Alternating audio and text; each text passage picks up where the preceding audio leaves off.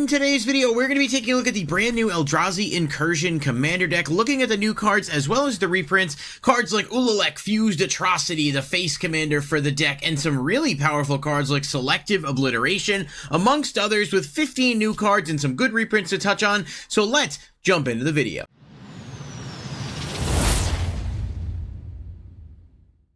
Thanks so much, everyone, for being here. I truly do appreciate each and every one of you. Be sure to like the video if you enjoy it, and then subscribe to the channel and click the bell icon if you want to be notified. And as always, I encourage comments down below. Let me know what you think of the video, of the cards, what have you. I do read them all and try to respond to as many as I can. So, you know, just of note, I like to kind of interact with the community on that.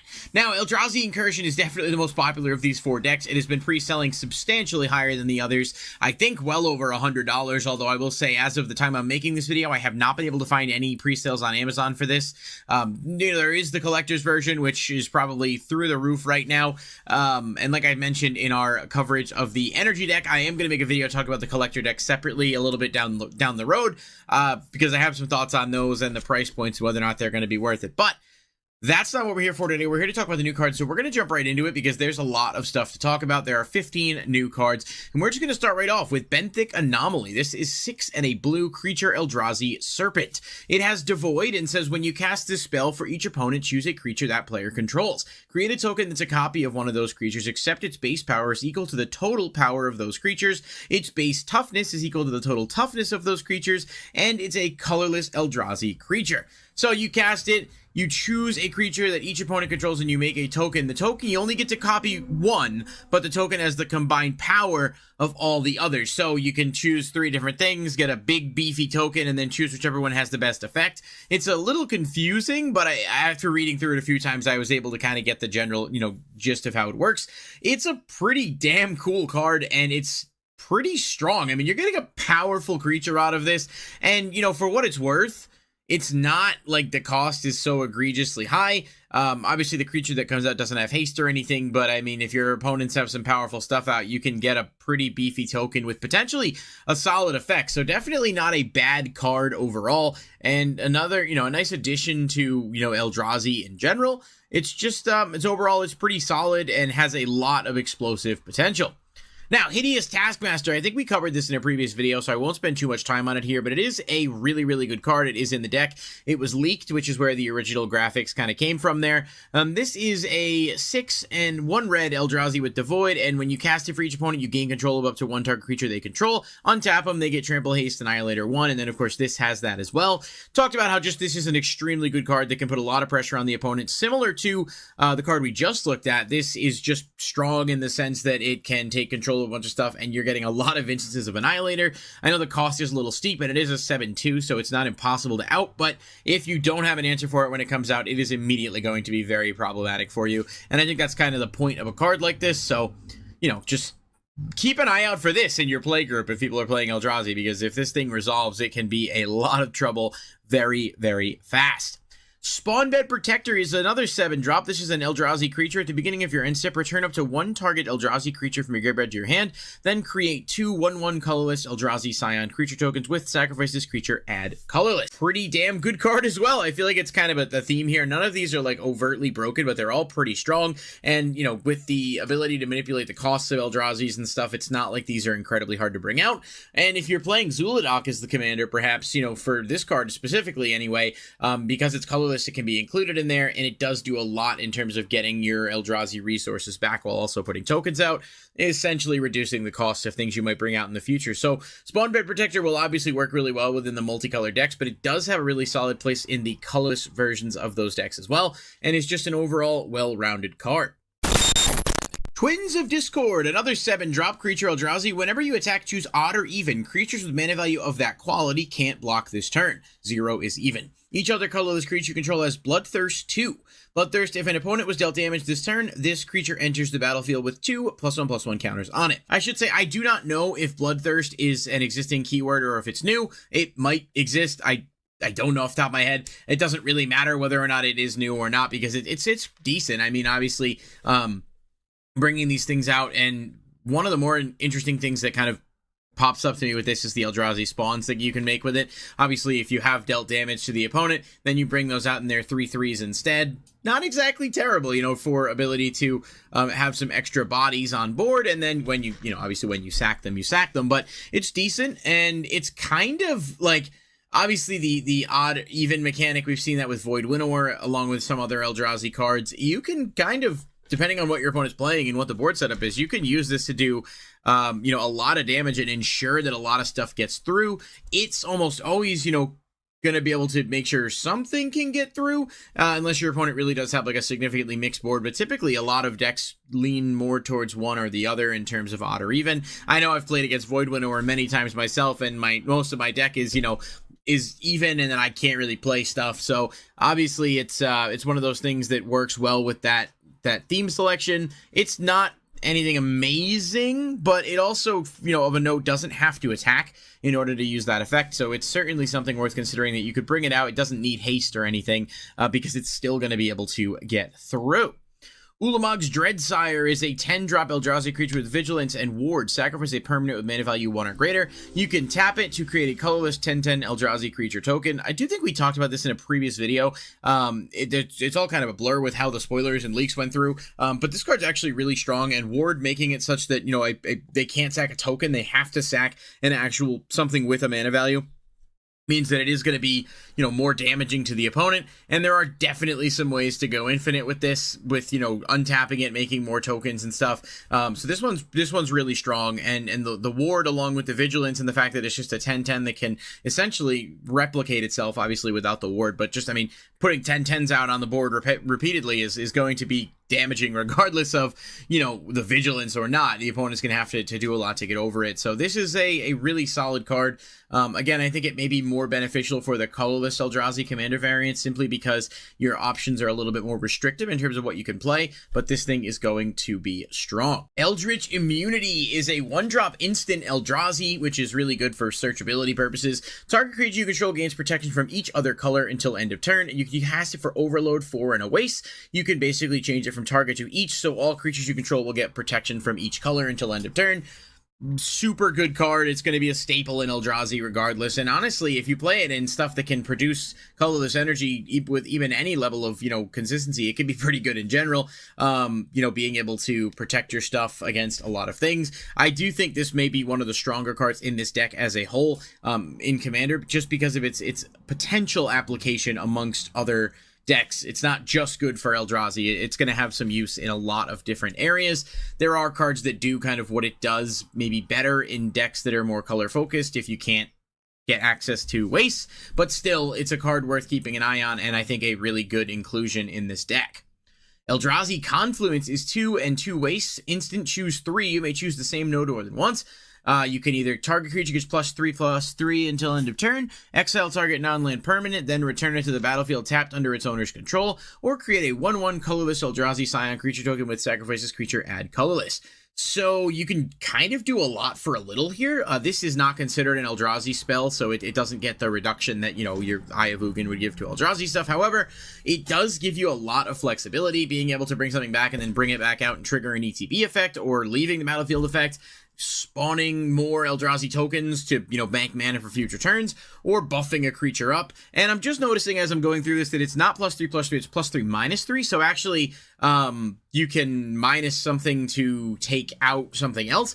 I hope that's right. This is the MTG Goldfish translation, because this deck reveal, I believe, was actually done in Asia first. So we don't have like official English scans yet at the time I'm making this for some of these cards. But either way, I mean, that's a solid way to, you can, it's either it's going to be good for buffing stuff, or it's going to be good to like maybe weaken opponent stuff and get rid of it by minusing. But right now the translation looks like it says minus. I just want to establish that it is entirely possible that it could be +3/+3. I'll have to wait and see till we have some official glam shots on that. But overall, a decent card. Nothing super crazy in my opinion, but it's definitely, you know, it's definitely cute.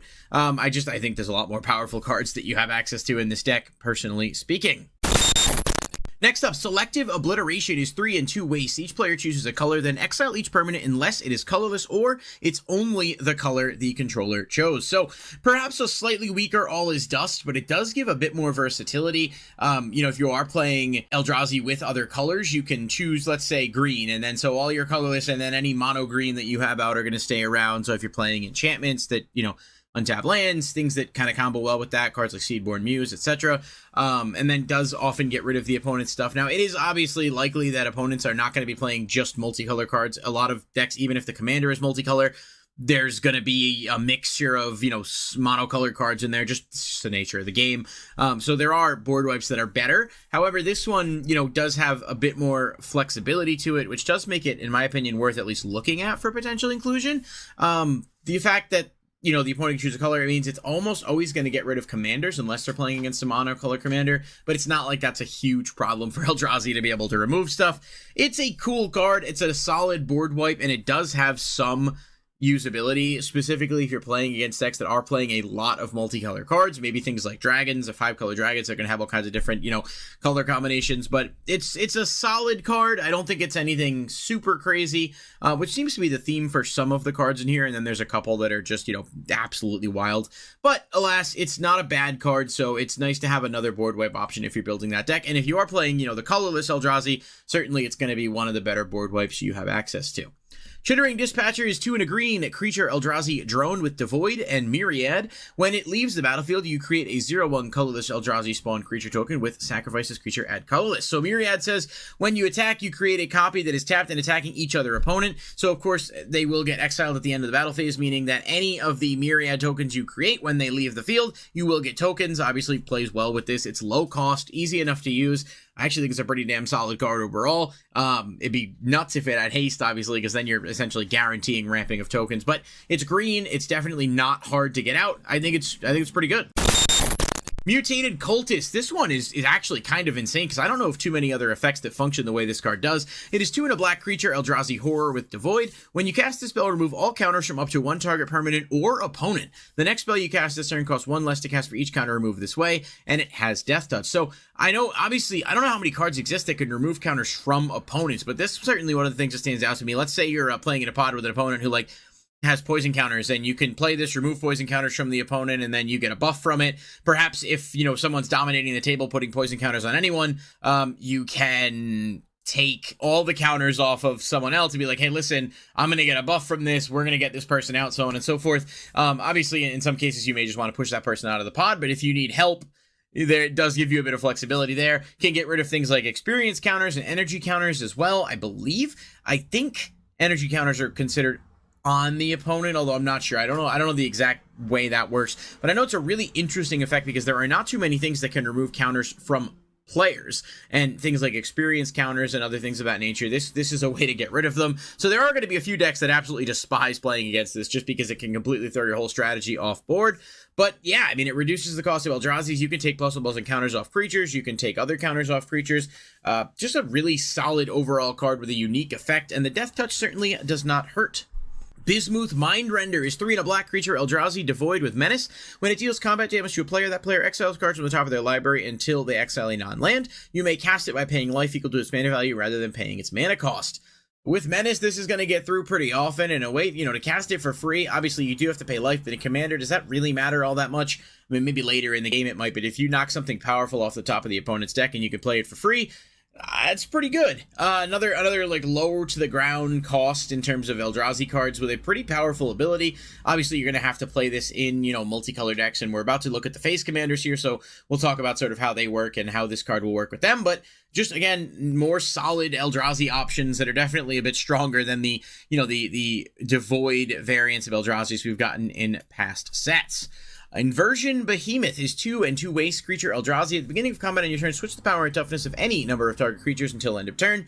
Someone joked about how Arcades and Strategist players are going to hate this card, and in truth, that is really funny because obviously you can get rid of the walls pretty damn easily in that case. Some of them may just even end up, It's going to do a lot for those, but I don't know how popular that is right now. I know there's definitely some application for this, and the fact that you can make this a 9/2 and it only costs 4 mana to bring out, if the opponent doesn't have a way to like pop it or get over it, it can get through for a lot of damage. It does seem like they're trying to give Eldrazi a lot of different individual, strategy cards that perhaps will work in different decks versus just working within this one. Some of them just feels like, let's just throw some good Eldrazi cards in here and see what happens. I do think this deck as a whole is going to need some upgrades or fine-tuning. It doesn't seem like it's going to be like super playable out of the box, like maybe against other precons, but if you wanted to play it a bit more, higher power level, there are definitely some easy cuts you can make. Doesn't mean the cards are bad, it just means that there's other decks that'll be able to utilize them a little bit better. Angelic Aberration is 5 and a white creature, Eldrazi Angel. Some absolutely sick artwork on this. It is devoid, flying, and vigilance. When at ETB, sacrifice any number of creatures with base power or toughness 1 or less. Create that many 4/4 colorless Eldrazi Angel creature tokens with flying and vigilance. First thing that comes to mind here for me with this is the Eldrazi spawn tokens. If you have a bunch of them out and you sack them, you turn them into 4/4 angels with flying and vigilance, and suddenly you've become a big threat.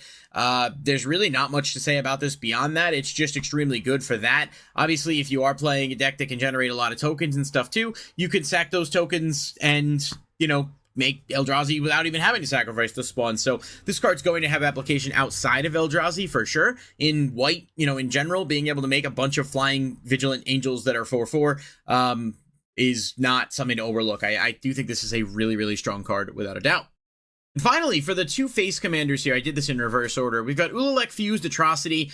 This is a 5-color card that can either be played for 5 wastes or any, white, blue, black, red, green, so a combination of those. It has devoid, no color. When you cast an Eldrazi spell, you may pay 2 colorless. If you do copy all spells you control, then copy all other activated and triggered abilities you control. You may choose new targets for the copies. Mana abilities can't be copied. Yeah, so this card is absolutely insane, obviously, and I think we touched on it very briefly back when these early leaks came out. It's just wildly powerful. Using this in combination with cards like Zuladoc means that you're able to cascade a bunch of extra times. Using this if you have other spells on the stack means you're able to resolve those a bunch of times. I mean, it's just a crazy card, and the fact that it's 5-color means you can play it with the best Eldrazi that you have. I'm really excited to actually see what people start to come up with this card. I kind of hope they put it on Arena. I don't know if they will. I know there had been some discussion about the Modern Horizons being on there, and then I know with the past couple sets they've put a couple of the Commander cards, so maybe we'll get lucky and they'll put some of those on there, because this just feels like a really fun card to build around that has so many different paths you can take it in terms of actually being able to, hit the opponents in so many different ways. But that being said, I think Azlask the Swelling Scourge might be slightly better. Now, I made a short about this a while back, and a lot of people told me it was fake. It is, in fact, not fake, so I'll take a slight victory lap on that one. But it is a 3-drop legendary creature, Eldrazi, and when it or another colorless creature you control dies, you get an experience counter. Then you pay Wooburg, you get +X/+X till end of turn, where X is the number of experience counters you have. Scions and Spawns you control get an Indestructible, an Annihilator 1 until end of turn.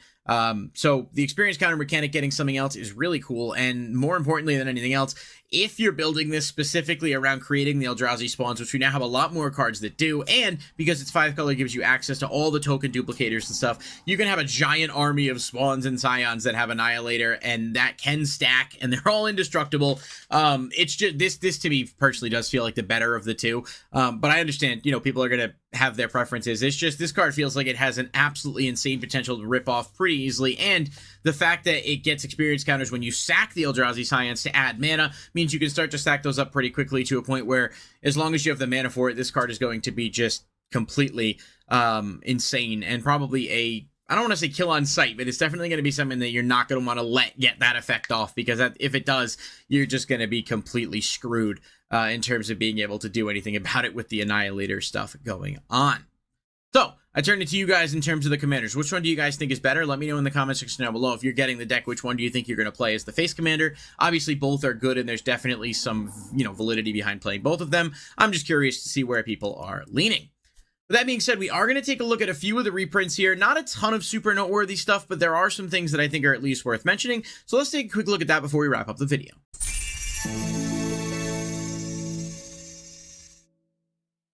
right, now in terms of reprints, I will say one of the biggest disappointments right off the bat is the fact that we do not have an Eye of Ugin reprint in here. Now, Eye of Ugin is one of the best cards for Eldrazi, period. Has been going up already since Commander Masters came out last year with the Eldrazi precon, and it seems as though that is still the case here.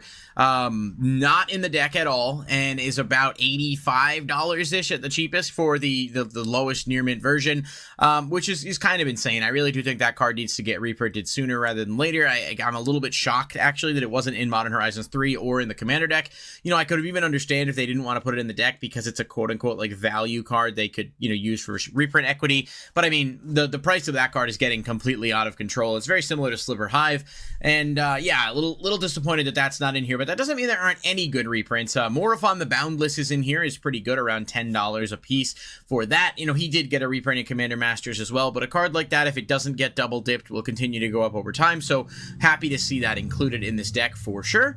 All is Dust, you know, not the most expensive, but certainly a good card that is, you know, pretty damn good in anything colorless or Eldrazi. So, you know, nice to see that included. I don't want to give them too many props for that because it's only about a $5 card, but it's definitely not bad.